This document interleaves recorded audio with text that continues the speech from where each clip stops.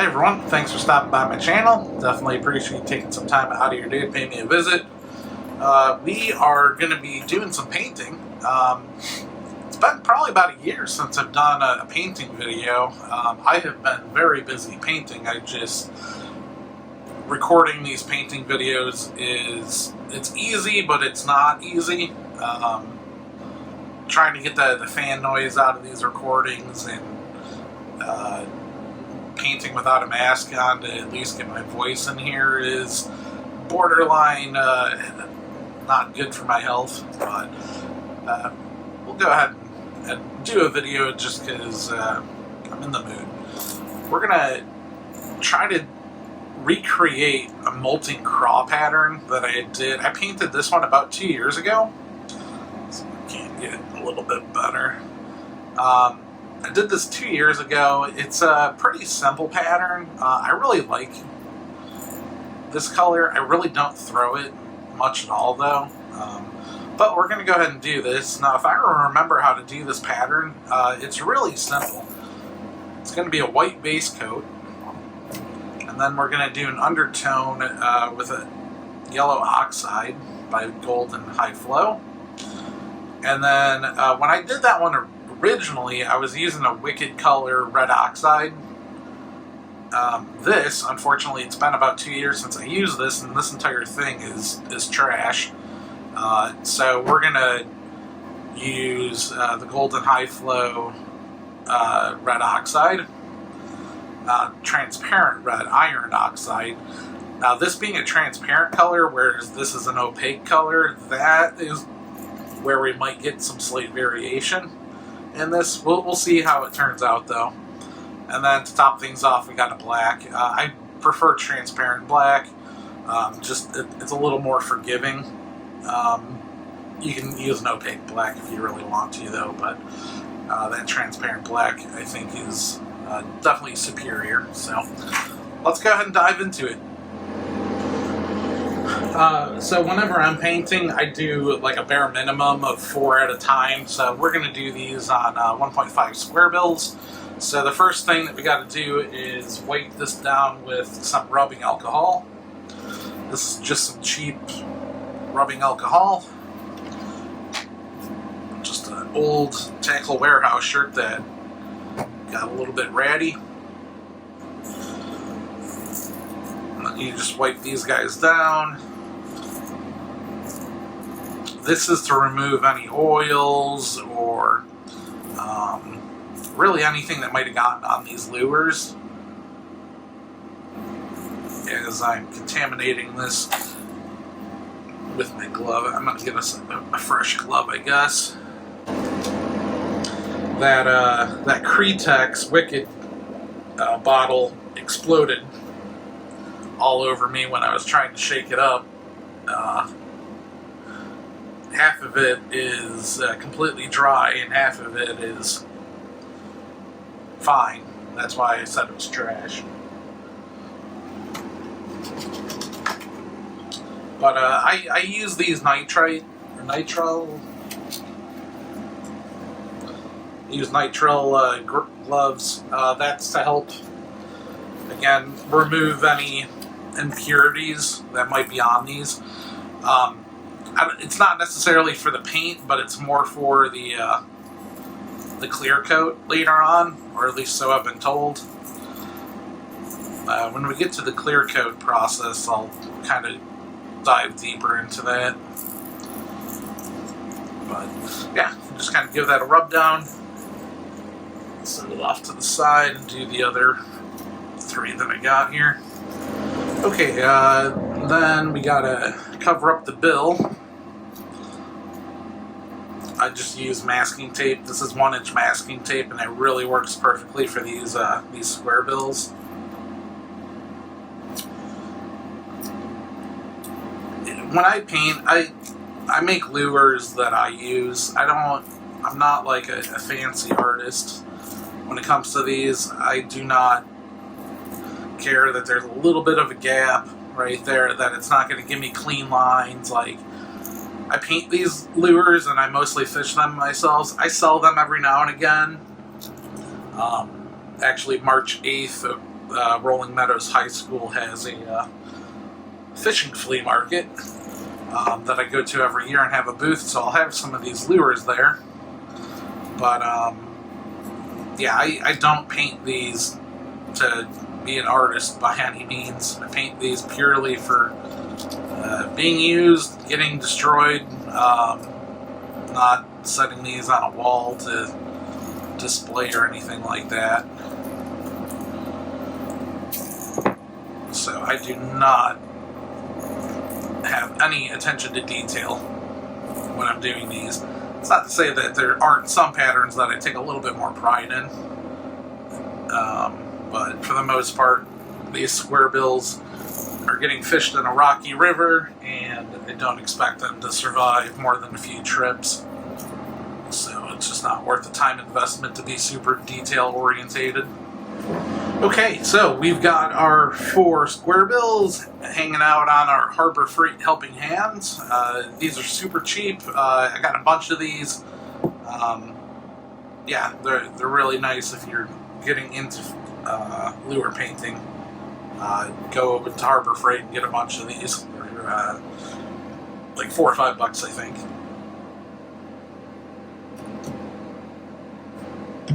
Okay, here's my white.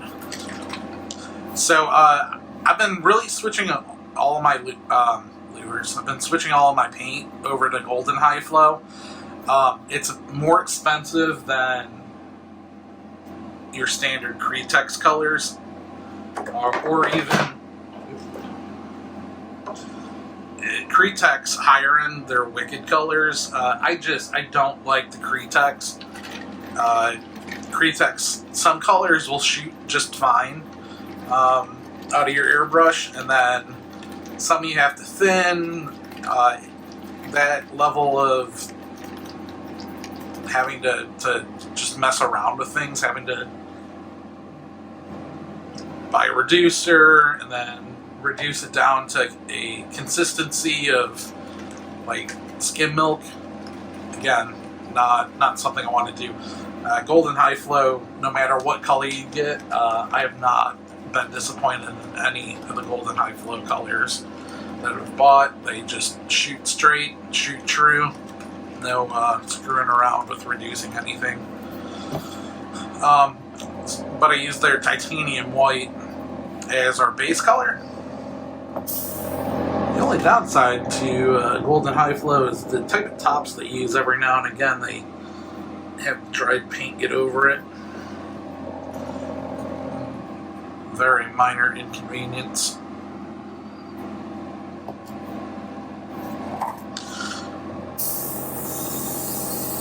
Okay, and then we're just gonna layer this white on.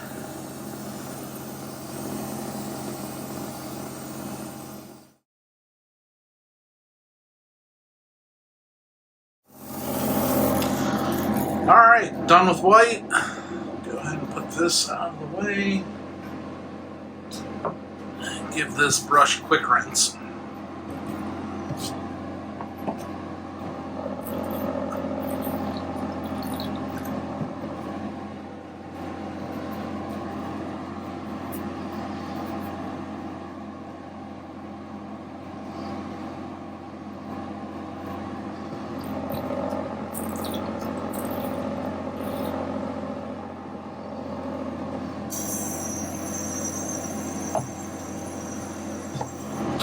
Alright, again, we're going to be using a yellow oxide for the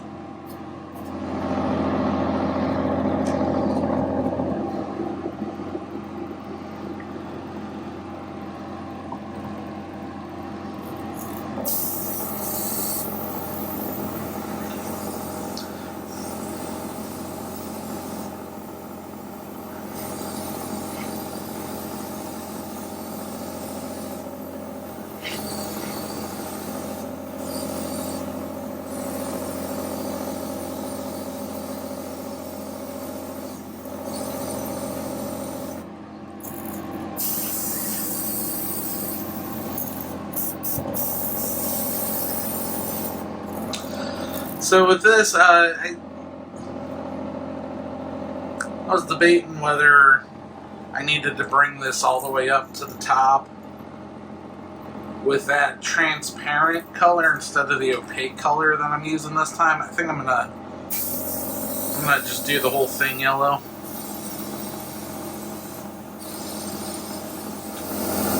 When I'm painting, I really don't pay attention to PSI or whatever I'm shooting at. I don't have a very precise gauge for PSI on this. It's just a very simple turn dial. If something is shooting too quickly, I'll turn it down, and if it's not shooting good enough, then I'll just turn up the PSI.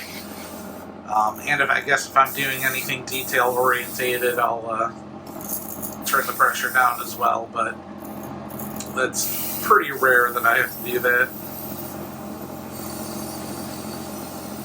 If I had to guess, this is probably at like 30 PSI right now.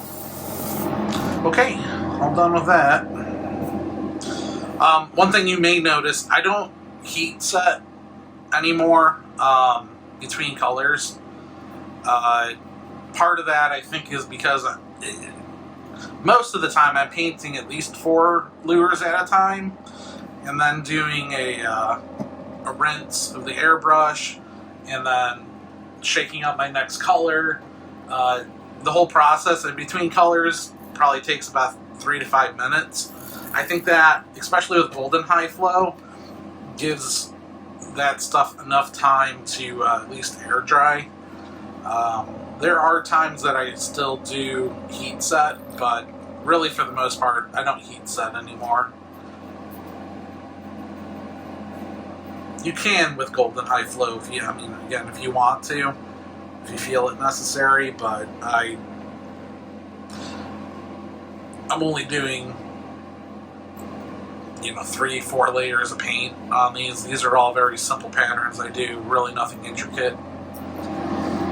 Alright, so next color we're going to be doing, again, golden high flow transparent red iron oxide. Preferably this would not be a transparent color. This is just the only one that I've got, and again, that old Cretex. I don't want to deal with that. If I put that into this airbrush with what I was seeing earlier in that bottle, it's just going to instantly clog. And again, I really don't want to screw around with trying to reduce that. Really, my big whole thing about Cretex, I've got a lot of different bottles of Cretex, and they just don't seem to last that long. They start hardening up, and they'll just be random chunks of dried paint in there, and that will obviously clog your gun. I've had golden high flow paints for about 2 years, on par with how long I've had some Cretex colors that I've seen go bad, and yeah, just haven't had any issues with these golden high flows.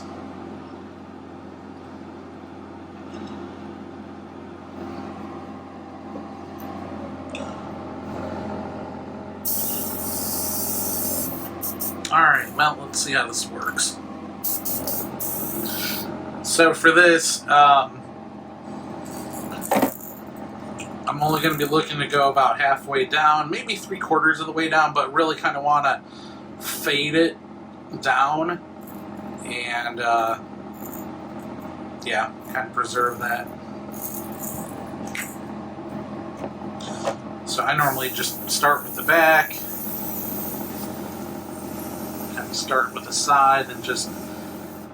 The big thing is you don't want to shoot from the side when you're only doing the upper half or the lower half or something like that. You really want a high angle, and that's how you get those fade lines.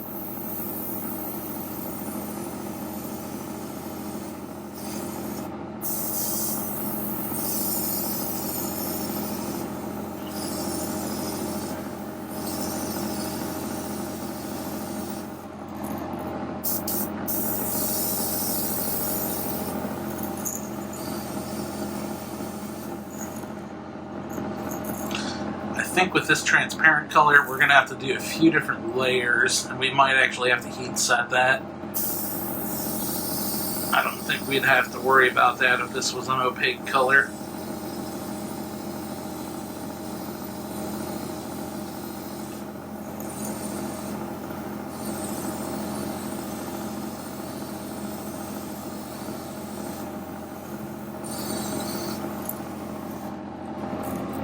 One thing I do like with these is to bring that red down on the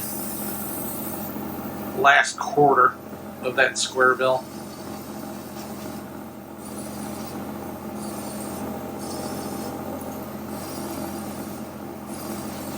And again, kind of the same idea. You don't want to be doing it straight on. You kind of want that angle to get that fade in there.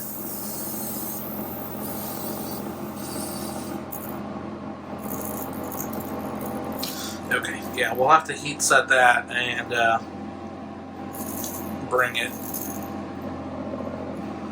put another layer or two on that.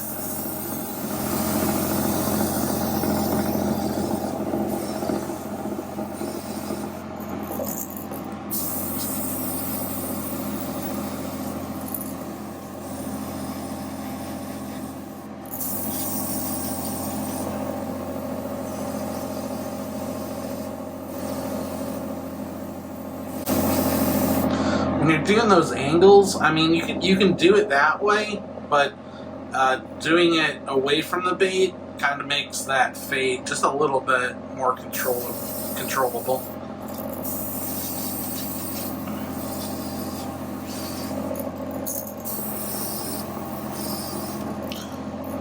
Okay, so we're gonna actually heat set this real quick, just because to me I want it a little bit darker up top. And that transparent is just not getting a little bit dark enough. And again, that's kind of why I did the yellow all the way over. Yellow being a little bit darker than that white. This would be looking a lot worse if I had just left it as white, as the white base coat.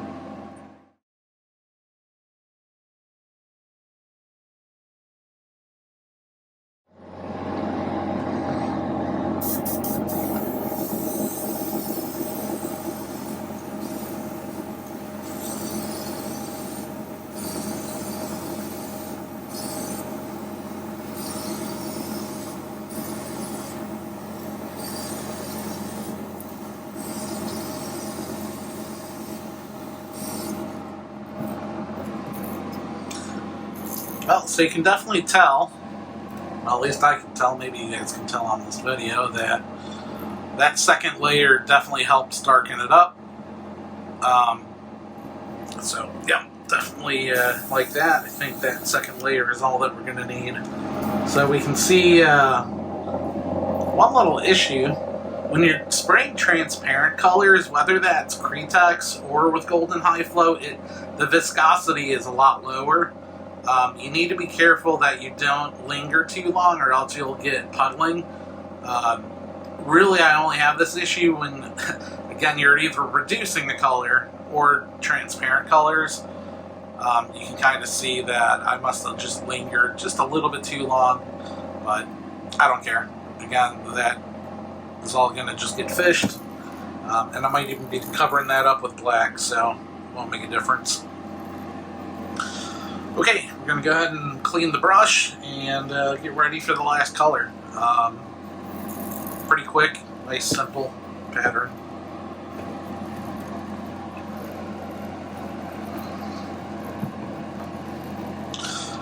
If anyone's curious how I clean, I'm using an Iwata Eclipse HPCS.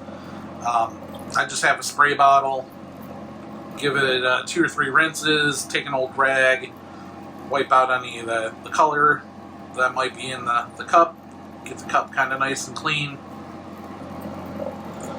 give it a few more rinses, and then fill up the cup about halfway and then spray it into my airbrush bottle thing here.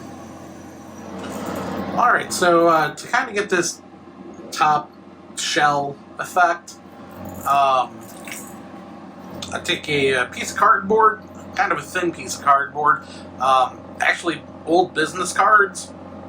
or index cards work really well for making your own templates too. And then I just kind of cut out I guess it wouldn't be a V notch because there's a little bit of a gap in there. But you want something that just kind of molds to that.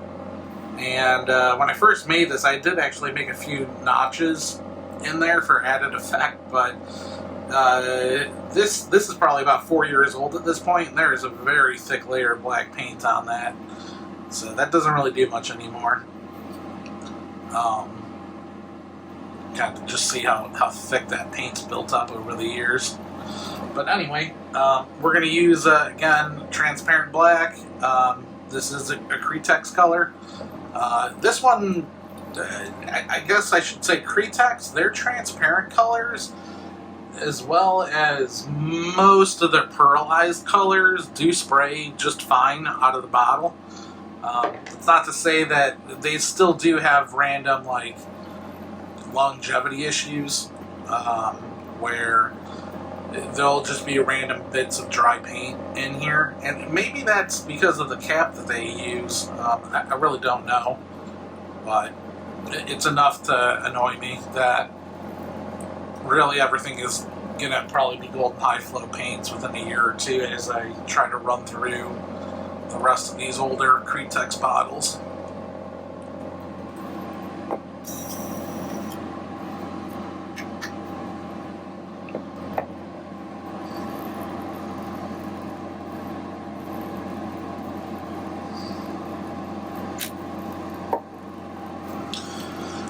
Now, what's important for this, again, we don't want this kind of dark, and that's, again, why we're using a transparent black, but this is a fade that we want.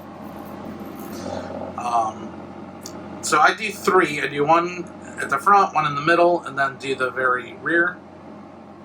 But just, again, kind of angle of approach is really the most important thing here. Important to make sure that your brush is actually spraying right.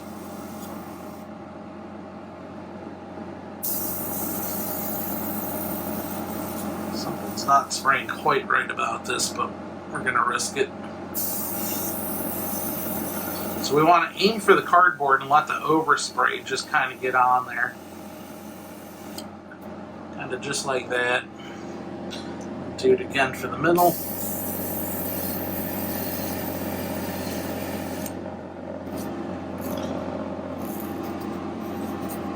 And the very tail end.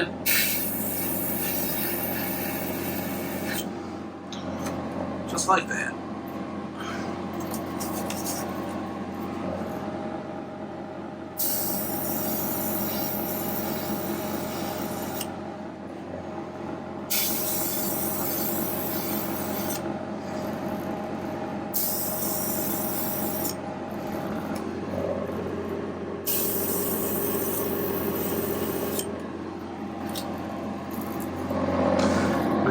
We kind of messed up on this one because I didn't angle it enough. I did it just a little bit too far on.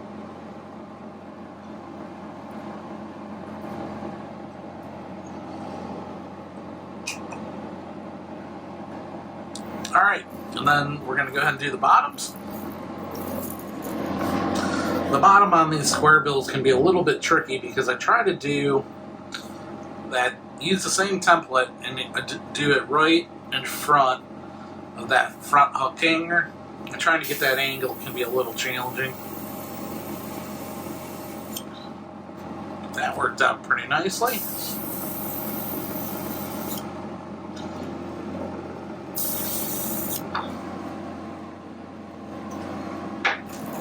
Okay. Got the top and the bottom done. Go ahead and rotate these over to the side.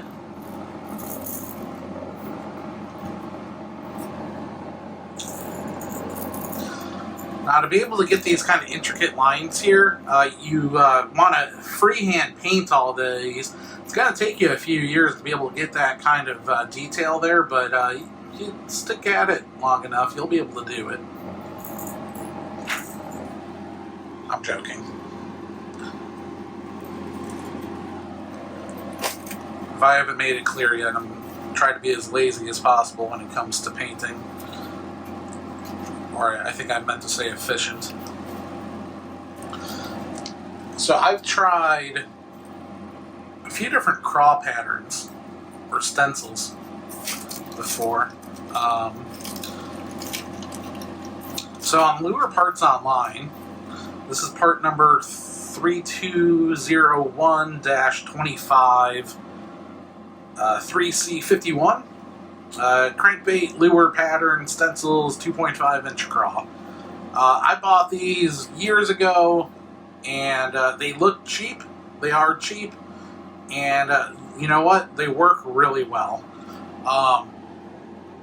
At the start of this winter, I bought a nice 3D printed one because I was like, yeah, you know what? Most of my 1.5s I do craw patterns on, and I want something that is a little bit nicer. I forget where I bought this. I don't remember whether I bought this on Sugar Tits or Backwater Outfitters. Typically is where I get these, but this is just not.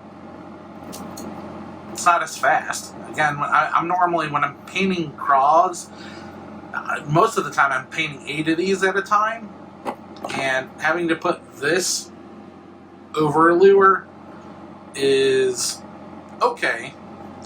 Putting this over it is a lot faster. Also, every now and again, there's something weird on the inside of this 3D stencil that will catch and mess up the paint, which, again, it's not a huge deal for me, but this being the last step, when you screw up something on your last step, it doesn't feel that good, so try to avoid that. These little pieces of paper never have any issues on this. So that's what I use. And this is about a quarter the cost of what that 3D printed one costs. And they last just as long, if not maybe longer. So now they've got these little holes designed for bobby pins. You line that up, and then you put a bobby pin in it, and you know that's supposed to secure it.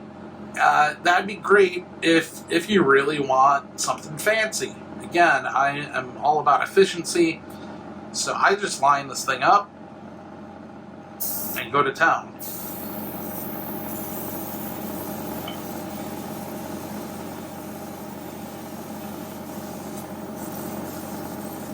I'm going to have to clean this brush again because this is just not spraying that nicely. But there you go.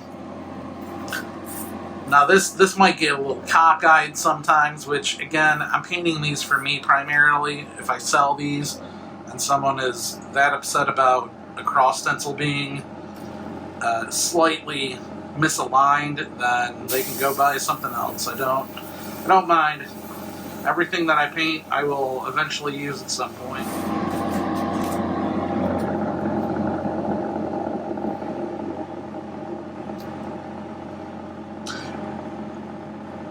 And really, lining this up is really not that bad. You just keep your eye on that hole right there, get that lined up with the eyelet, you get your bill lined up down here, and you just hold it steady.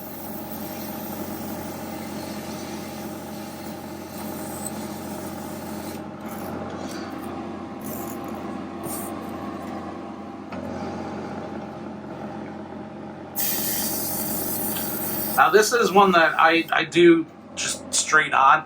You could do the angle if you wanted to do more of a fade or a little bit more of an exaggerated spray on these. That's where that 3D printed one does work out a little bit better, is if you want more of a cross thatch. Probably not describing that very well, but like if you want more of a, not a clean line, but you want more of a, what we did up on top here, where you get more of that overspray, you can do that a little bit better with that 3D stencil.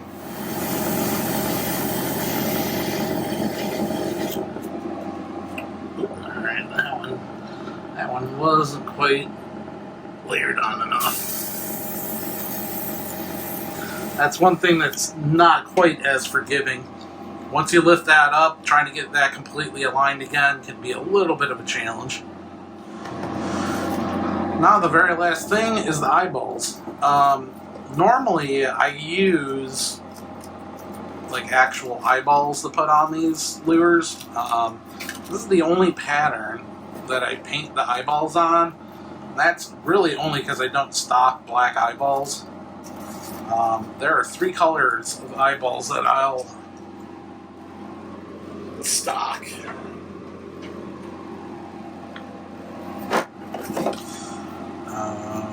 Oh, that's an empty bag. So red I typically will use like on my rusty crayfish and really almost any of my craw patterns. For this, with how red that lure is, I wasn't a fan of the red eye on these. And then the other one that I stock is gold.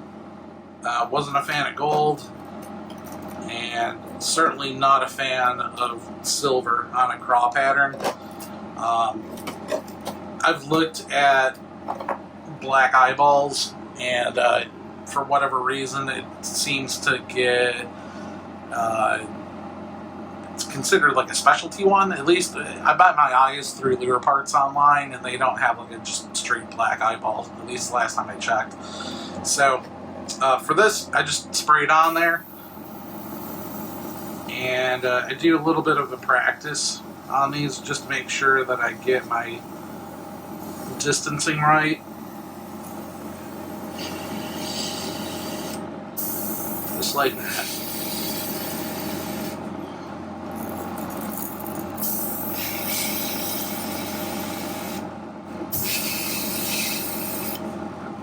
That one was a little bad.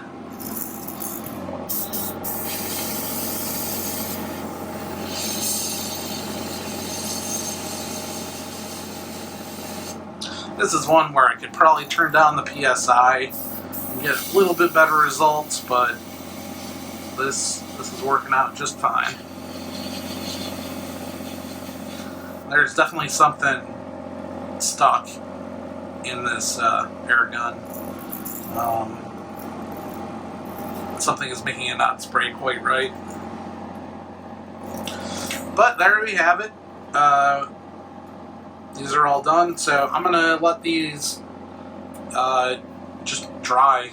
So again, I try to avoid heat setting. I'm going to let these kind of just sit here for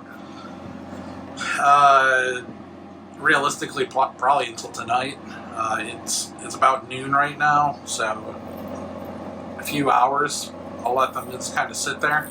Typically, like my actual process when I'm dealing with real eyeballs, I would let these sit for about an hour or two to let the paint dry, and then I would come back, super glue some eyeballs on, and then let those eyeballs and super glue dry for another hour or two. So typically, after I'm done painting, I don't clear coat these for about 4 hours. So I will see you guys in a few hours, I guess, from now.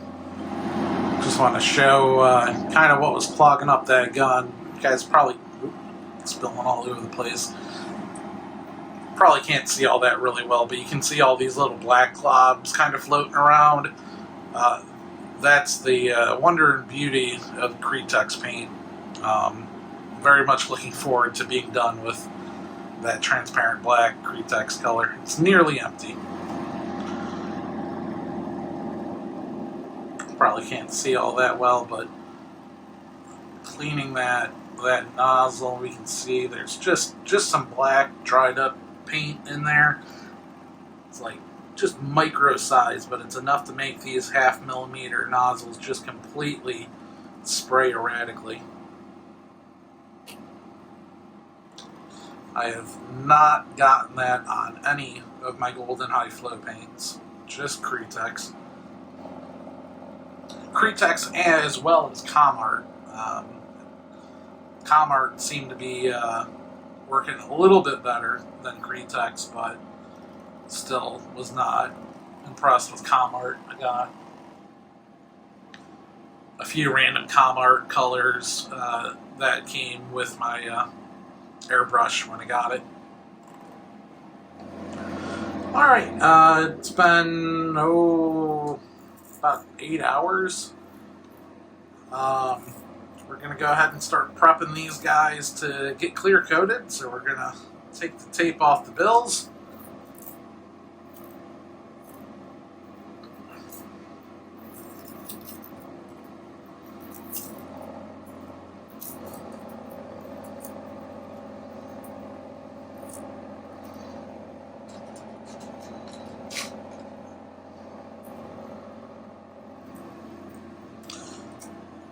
Stage those guys up there on the hanger. Okay, we're all prepped to clear coat. I've tried a lot of different clear coats over the years, and I feel like I've settled into using Alumilite UV. This is a really nice setup. I've got a UV box that I bought off my buddy Addicted Angler years ago. Alumilite, when you get a quart of it like this, you can just dip your lures in it, let them drip dry for about 10 minutes. I'll kind of show you what that looks like. I've got to slap my face mask on for this stuff because this stuff is pretty gnarly. It doesn't have like a really noxious fume like KBS, but this stuff is still, you gotta kind of make sure you're using the right face mask and venting stuff. So I'm gonna try to not talk that much with my face mask on because I know that it doesn't really translate very well into these videos. But I've got my 4 Molting Craw, and I've also got a bunch of golden shad stuff that I painted the day earlier. So we're going to go ahead and get this all prepped, and then go throw it in the UV box for about 2 hours, and then the last step will be putting hooks on. So let's go ahead and get that going. Alright, this stuff is pretty expensive, so I do try to catch any of the drips so that it can all go back in there. So we'll just go ahead and dumperoo this guy.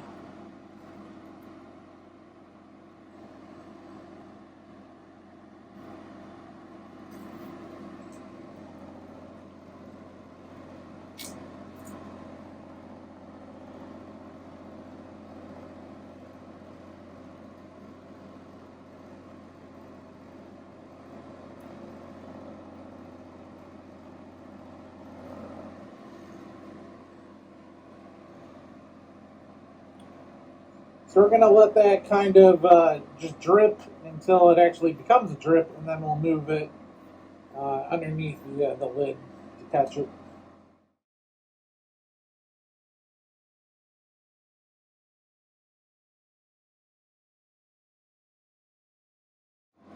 Once these have been dripping a while, where that drip is maybe dripping once every 2 to 3 seconds, I will go get a drip wire and put those on it.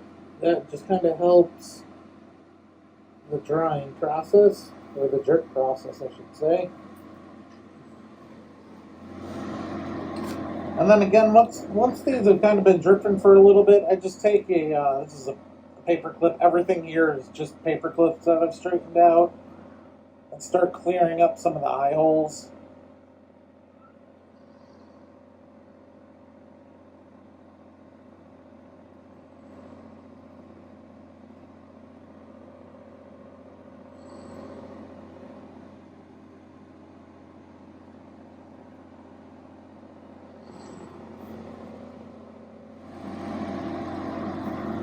If anyone's curious, you can paint on this Alumilite UV. That's just tedious. I really don't like it. Also, I don't like having to throw away those cheap brushes. I don't mind the expense of them, but just knowing that every time I do this, I have to throw away something, and it just seems kind of wasteful. So that's why I kind of prefer dipping lures. So once things start really kind of slowing down, that's where I'll kind of just start inspecting things. Really what I'm looking for is, I don't know how well this is going to show up on the camera, but on that bottom hook keeper, I don't want any sort of obvious bubbles or accumulation down there. I want it to just be nice and clean. That's kind of what it looks like. And then again, just take a paper clip and I'll kind of just help any clear coat that's kind of accumulated there. Just kind of help it along. But at this point, this one's going to be good enough to go into the UV box, so I'm going to go ahead and do that. Well, so there they are in the UV box. These will be ready maybe in about an hour or two. I've got the timer on this set for about 3 hours, just to be on the safe side. So we'll just see what the finished product looks like. Alrighty, well, it's been about a full day since these have dried, and it turned out pretty nice. I haven't really inspected them too closely. This one's got a few air bubbles in it that dried, but really for the most part they're looking really good. This one's not that good. What happens sometimes, we didn't let this one drip dry enough. That paper clip this is probably going to break off some of the paint when we get that off of there. But everything else looks pretty good. So yeah, we'll just start removing this. With this UV, you can just pull these out fairly easily.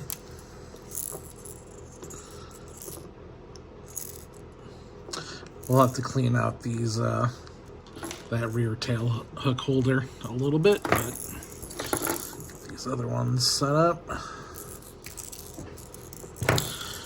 Okay, well, let's see how badly this one's gonna have an issue.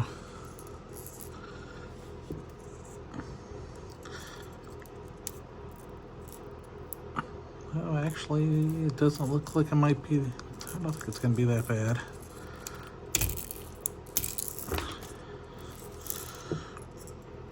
Yeah, okay. Well, we got a little bit of damage there.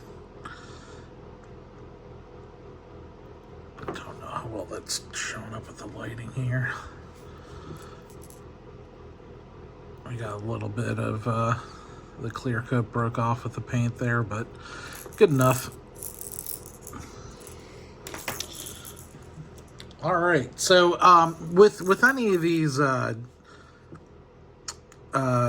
clear coats that you dip and then you let like hang dry, whether it's KBS or Finish Right or this Alumilite, at least in my experience, every time you've still got to kind of clean out that bottom hook hanger. And I have found the best tool to do that is an old jig head with a nice strong hook and a nice dull hook. All I do is just kind of get the hook point started in where the paper clip was, and then just like that. I do smash down the barb. That does help as well, but yeah, you just kind of stick it in there and clear it out. It doesn't have to be like super clean, but especially with the this Alumilite UV, I would say it's brittle, whereas like KBS was like gooey. I would say KBS didn't really have that much of an issue cleaning these out, but I found it a little bit more challenging with KBS because it was like it wasn't fully dry. This is very easy to just kind of stick in there and clear it out real nice and quick. For anyone that is a little bit more challenging, alternate between the two sides. That helps help protect the clear coat from breaking off the actual body.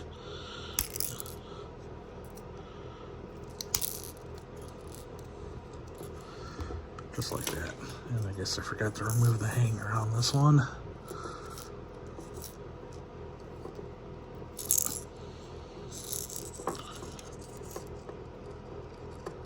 And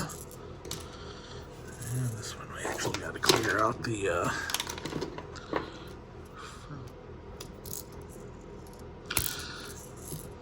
the hook hangers you don't really need to have clean, but the front line tie you do want those to be pretty clean.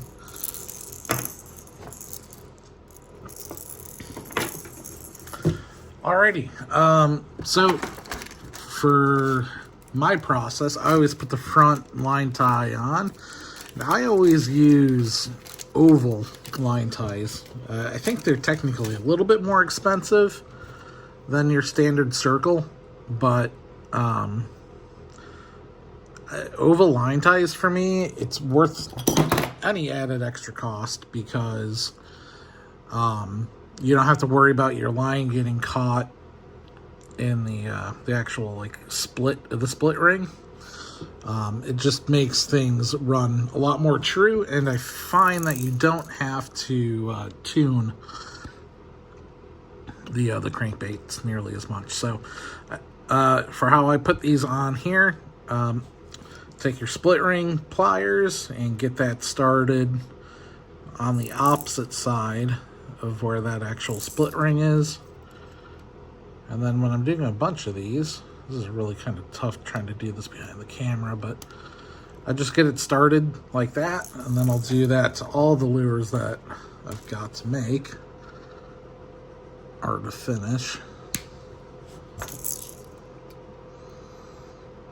It's a very relatively quick process once you kind of get into the hang of it.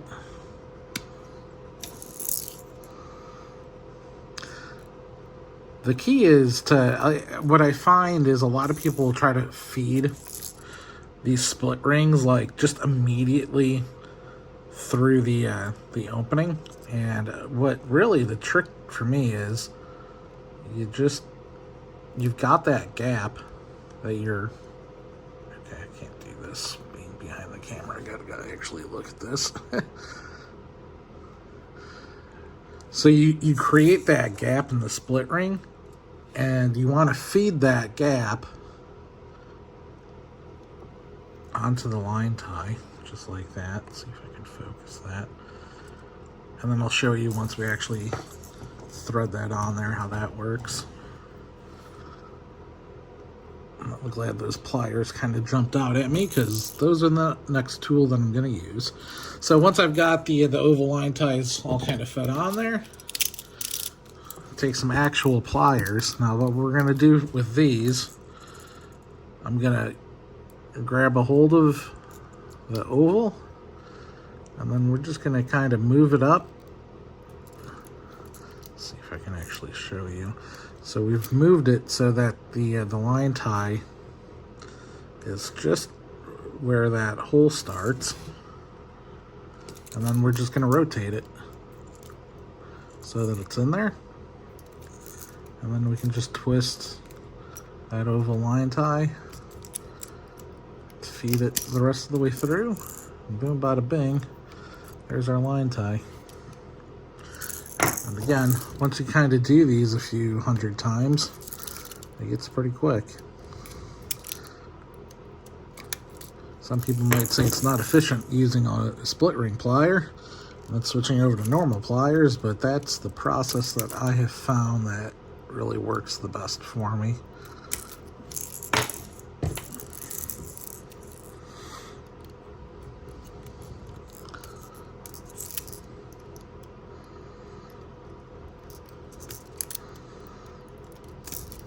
Okay, now we've got to put our hooks on.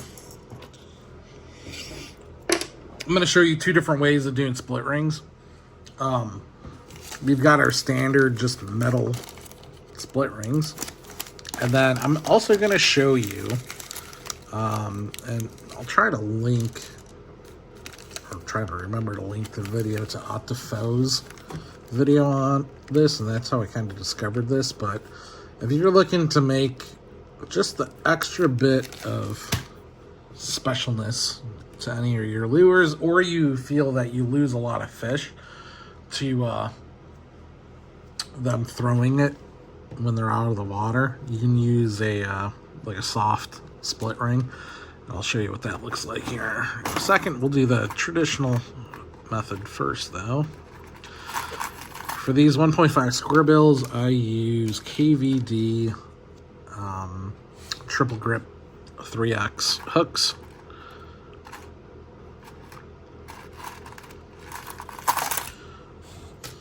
Okay.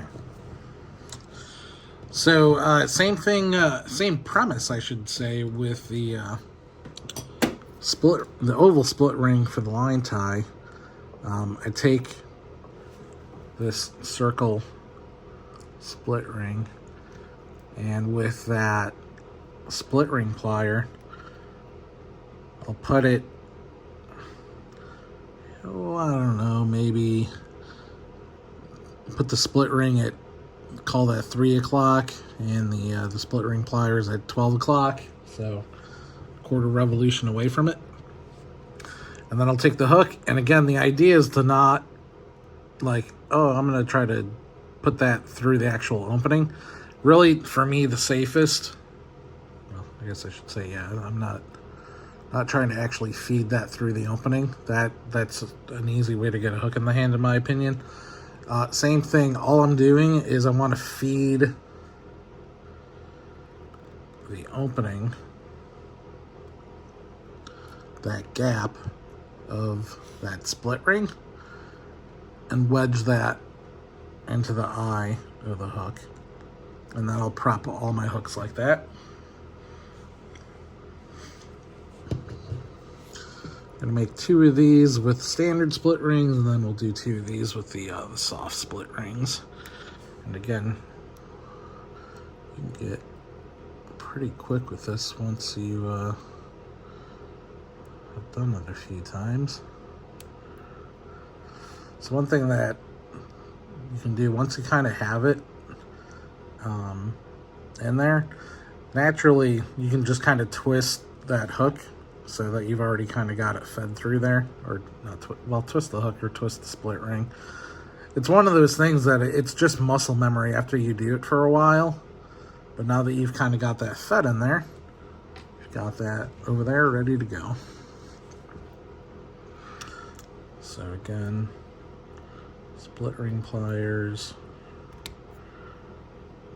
right like that. That's actually a little bit too close. Move that back a little, take a hook.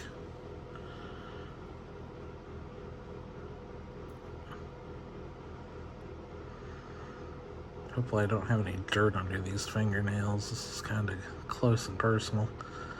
This is certainly not easy doing this behind a camera.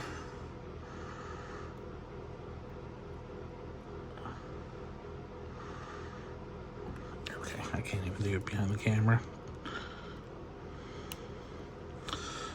Yep, just like that. Okay, one more.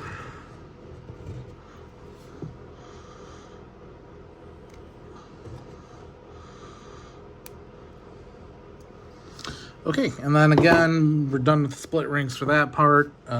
Take our standard pliers.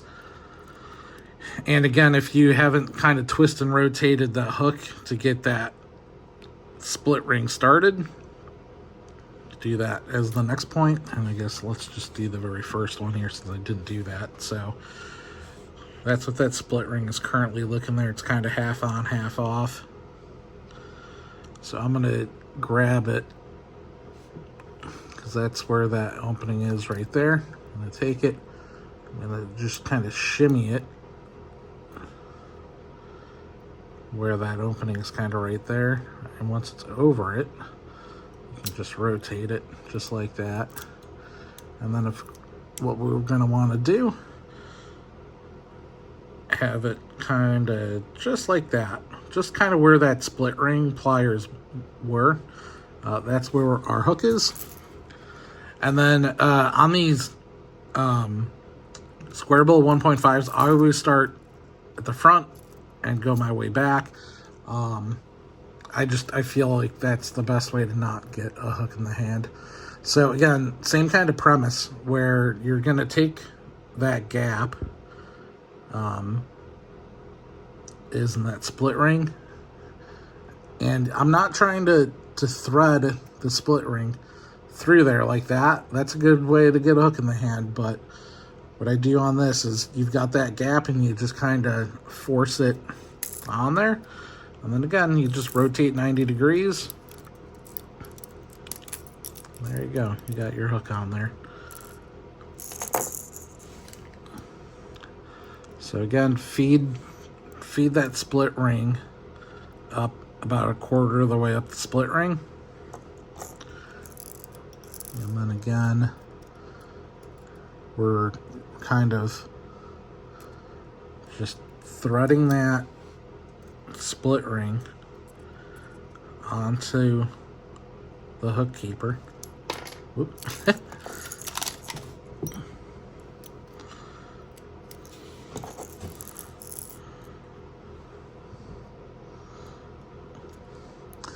And then we're rotating it so that hook split ring opening is right in there. Oops, hold on. My camera mount is just not stable. But once it's over the hole, take it, rotate it 90 degrees, and then just feed it on through. I'm doing bada bing. We got ourselves a fishable crankbait. Now we can power through this other one here real quick. And I'm going to look for the one that... This is the kind of the crappy one that kind of broke off. It's one that put the standard split rings on. And I am doing this wrong. It's funny how you can do something for so long and you get into such a habit, and then when you put yourself in front of a camera and you lose all thought.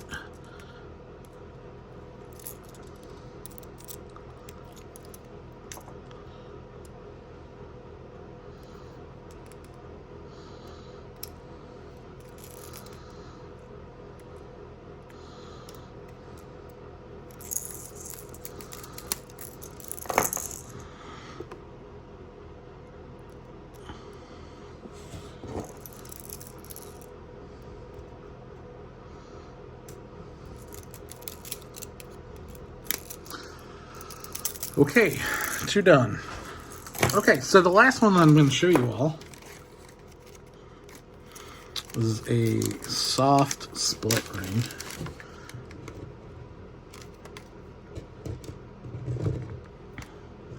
I only do this every so often because it's not, once you learn to do the knot, it's not that difficult. But I tell you, I went cross-eyed so many times trying to learn this knot. Now, if you go watch At the Foes how-to video on it, his videos are phenomenal. Like, I love watching his videos, but the way that he showed how to do this, it took me a while to figure out, like, what was going on. But soft shackles, I use really just any old braid that I have laying around. I've got a bunch of old 20-pound, 15-pound, 10-pound braid that there's just not enough left on the spool to fill a reel. So I just keep that left over as these soft shackles. Now, I've got a little measuring thing here on my desk. I've never really officially measured this, but I make these about, I guess, 12 to 14 inches. I make them longer than I probably need to. But then again, I've got a bunch of leftover line that just, I'm never going to use all of it, so it's not a big deal.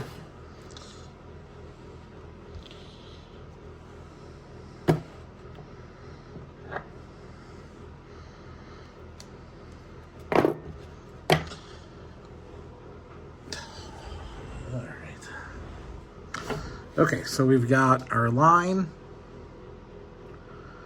Now the first thing to do is to double it over on itself.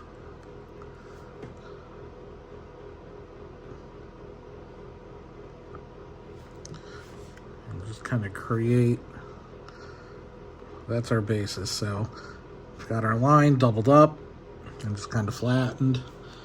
And then with our hook, what's kind of important for this first one is your hooks have that opening and they're going to be lined up kind of in a certain way. Now, when you tie this on there, you want the hook to naturally go like this, where it kind of cradles itself rather than the opposite, which is that. That's not going to work as well. So you kind of want to pay attention to the orientation of the hook when you're about to tie these on. So you're going to take that line, feed it through the opening of the hook,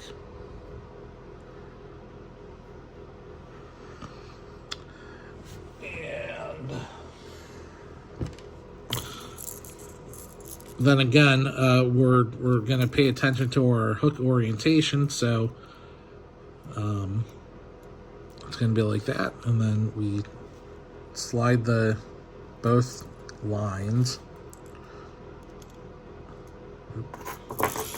As soon as I take my eyes off the actual lure and try to make sure this is all in frame, it falls apart. So I'm going to put the line through the hook keeper. Come on.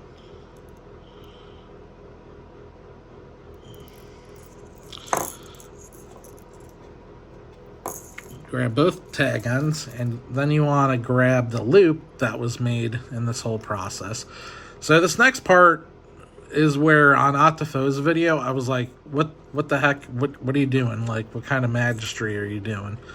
So that loop, we need to take it and loop it over on itself. So what I do, take your pointer and your thumb while holding a point, like about midpoint between the end of this and where your hook and where the bait is.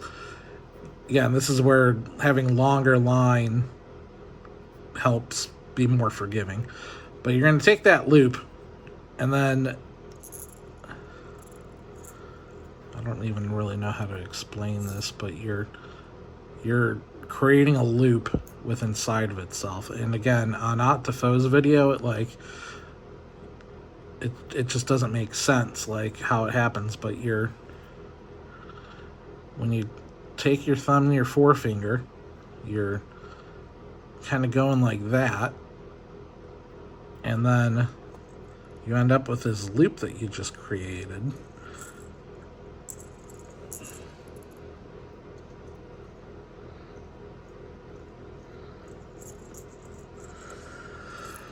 Now what you need to do with that loop that you just created, take that tag end,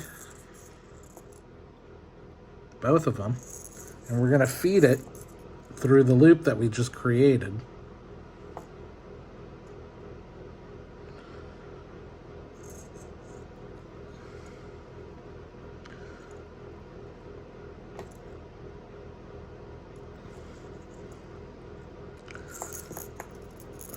Again, trying to do this behind a camera just not easy.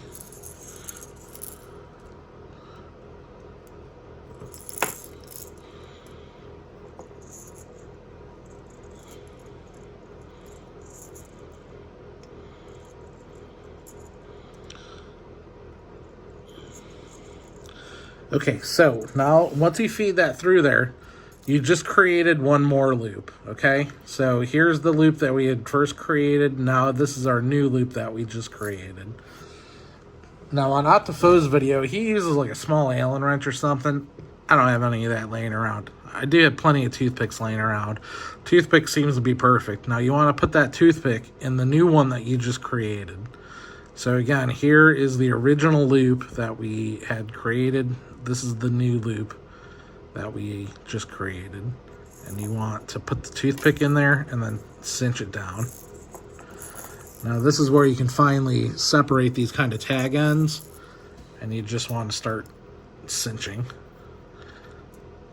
And then once you have that, you're going to tie 2 overhand double knots. So you take your line and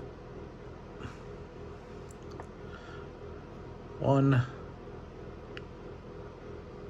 2 normal knots, cinch that down. Again, cinch this as hard as you possibly can. This is where you kind of get a little bit a line burn, and that's where, like, I can only tie maybe 4 of these lures back to back before my fingers start hurting. And then, so you got 1 double loop done, or double knot done. Then you're going to do 1 more, the same, just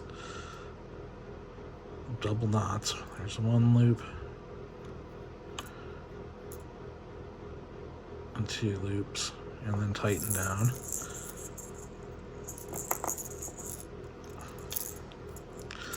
Tighten that down as hard as you can.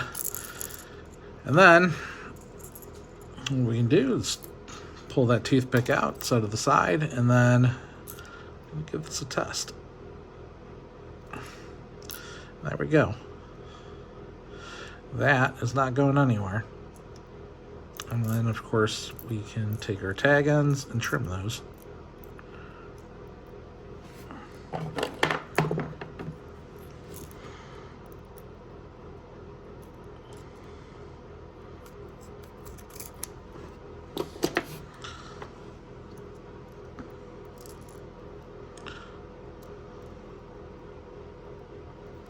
Okay, I'll do 1 more of those.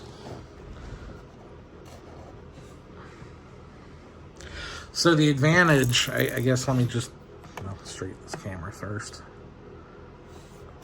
The advantage of, come on.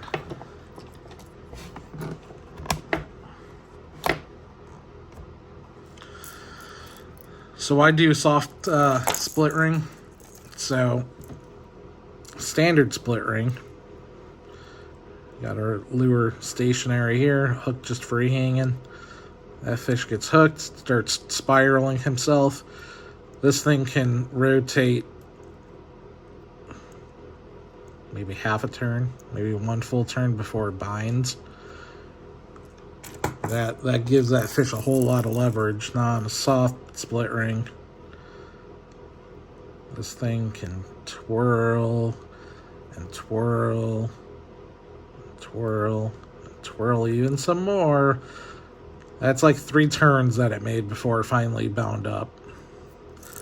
That's the advantage of a soft shackle. So especially on smallmouth, I'll make sure to have a few of these tied up. Normally just use these on tournament days. If I'm just fun fishing, I'll use the standard split rings. Not a big deal. But if I got any sort of money on it, then I'll make sure to have 1 of these soft split rings ready to go. So on the rear hook, the orientation doesn't matter too much, but I try to build habit. All right, folks. Well, so that's our process. Let's take a look. Alright, so this is the newly painted one. This is the one that I painted 2 years ago that I was trying to replicate. So we can kind of tell that transparent color definitely makes a difference. I might have to go try to find that opaque color. I like the transparent color, but I think the opaque just makes that work just a little bit better. What I would really probably want to do the transparent and shade that down a little bit, and then run the darker opaque on the very tippy top. But these worked out pretty nicely, so hopefully you guys enjoyed. Thanks for sticking with me. We'll see y'all next time.